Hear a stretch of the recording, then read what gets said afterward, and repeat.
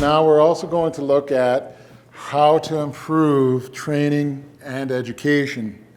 And the biggest thing we need to understand is that they are dramatically different. A lot of people right now seem to think that training and education run parallel to each other. So if there's an incident, they're just like, well, we have to educate them. The idea is to understand that they are different.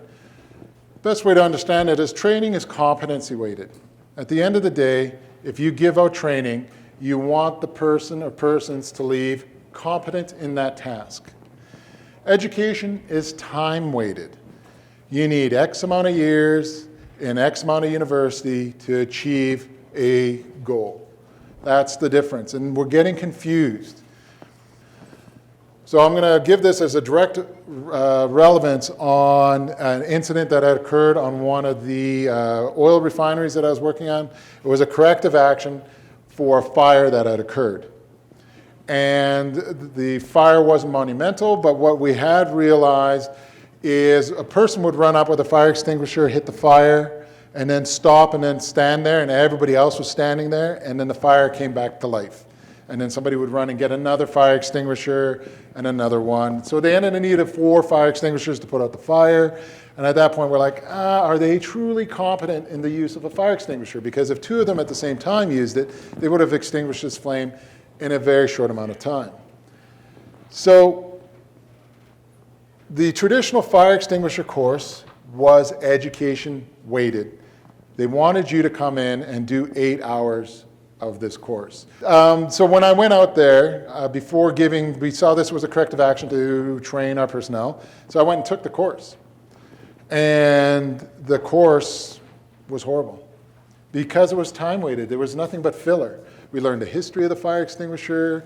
We learned the fact that there used to be little glass balls that they used to throw onto the fire, and all these things where I'm like, it's education. It's not training. We need to have a competent worker at the end of this, right? And even to the point, classifications about fire extinguishers. It's like the people on my site don't need to know fire extinguisher classification. Why? Because we have subject matter experts come out and put the fire extinguishers everywhere, specific to the hazards that that area has. So they don't even need to know that. If we truly want to deem people competent in a fire extinguisher, it's how to use it.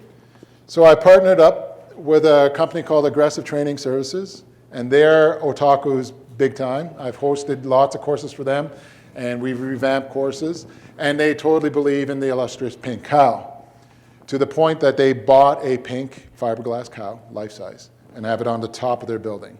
And it works remarkably well because it's now the location point for all the other businesses in the area. They're just like, yeah, you go up this road, you hang a left, you'll see a big pink cow. We're 4 buildings down that.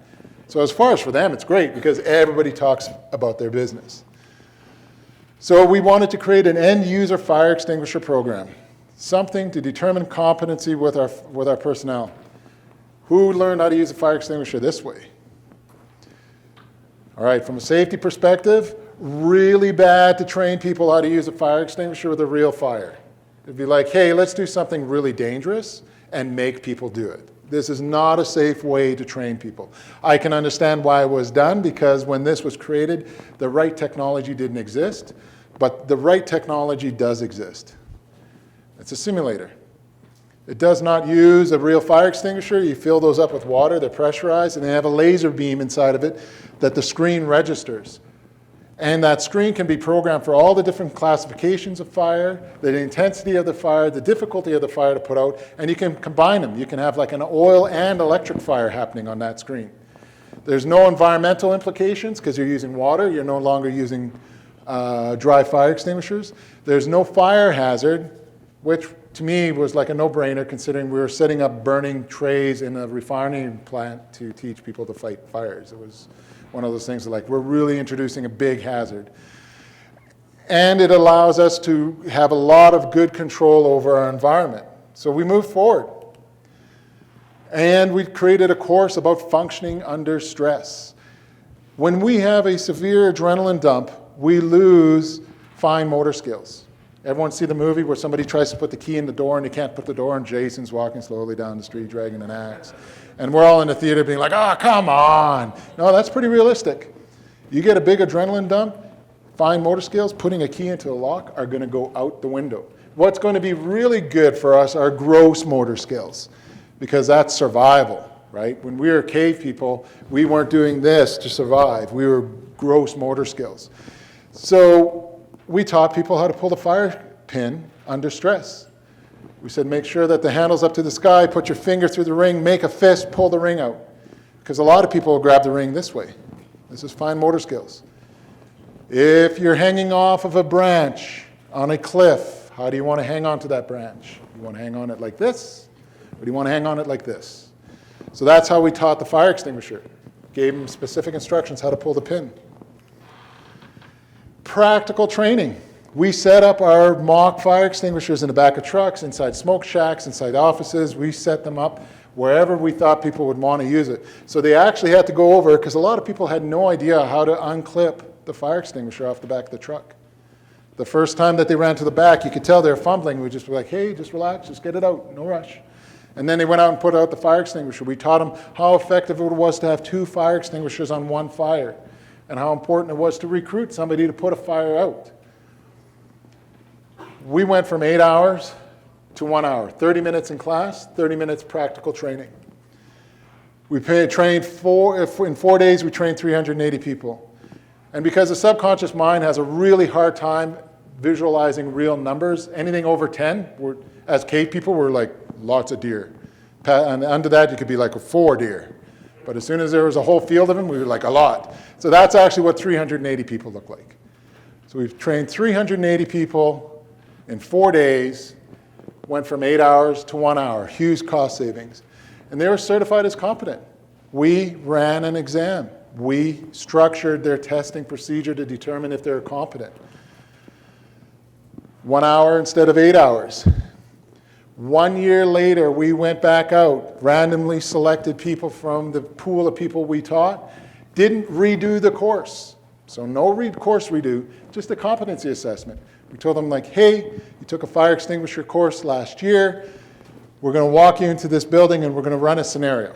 So we walked them in, we had the simulator set up, we yelled fire, fire, fire. They ran over, pulled the fire extinguisher off the wall. More than 1 fire extinguisher was taken, so 2 people grabbed 2 fire extinguishers, and they put out the fire. 92% success. Dramatic. Why? Because we recognize the difference between training and education. From this, with the same company, we redid the confined space course. Like I said, the owner of the company is an otaku, realized confined space, the whole, hey, don't take your mask off, is a disservice. So we retrained, we redeveloped, we came up with the pink cow, created an end user fire extinguisher course, end user confined space training. And our training was simplified. We would train people to be like, hey, when you run out of air, or if you think anything is wrong with your breathing supply, your support hand, because we don't want to say left hand or right hand, because everyone's different. So your support hand holds onto your bottle, your dominant hand turns your air on, you disconnect the hose, you get your buddy, and you walk out. And then we did the training even further than that. Once you've walked out, you tell the safety watch there's something wrong with your air. So the safety watch has the opportunity of getting everybody else out of the tank. So we trained them the whole thing, things that they were never trained on before. And then we took it a step further.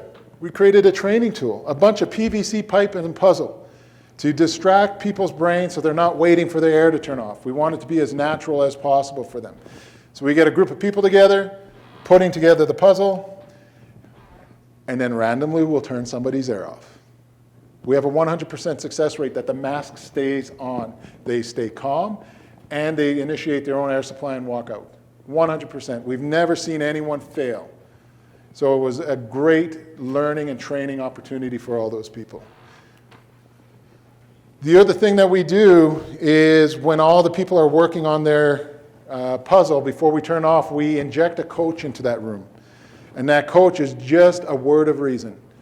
So a lot of times, let's say the air will go off, they'll start to reach, and suddenly they're like, oh no, I need to avoid doing that. They'll turn their bottle on, but sometimes they forget to disconnect the hose. And they'll go to walk out, and the coach is just that. They'll be like, hey, hang on a second, did you forget to do something? And then they'll be like, oh, and then they take the hose off. We do that because we want a perfect repetition for the subconscious mind. The last thing we'd want to do is get the repetition where they walk out with the hose and then be like, come on back, you didn't do it right. Failing the subconscious mind, not good. Might as well say, hey, hang on, you forgot to do something, let them solve it, and then it's a great repetition for them in the future. And like I said, success. Never had anyone rip their mask off. And they added it to their syllabus.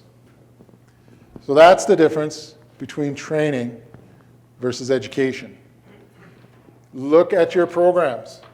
If you see that there is filler, you're wasting people's time.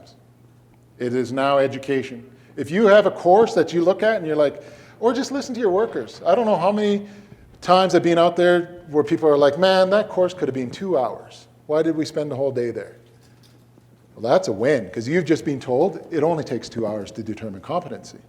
So then you can go to your company, your providers, go through there and just be like, hey, normally this would be a full day course, but I really think we can do it here. We're still going to cover our ass by determining competency, but we're going to save time, create a pink cow, guarantee you people that take a 2-hour course want to come back for another 2-hour course.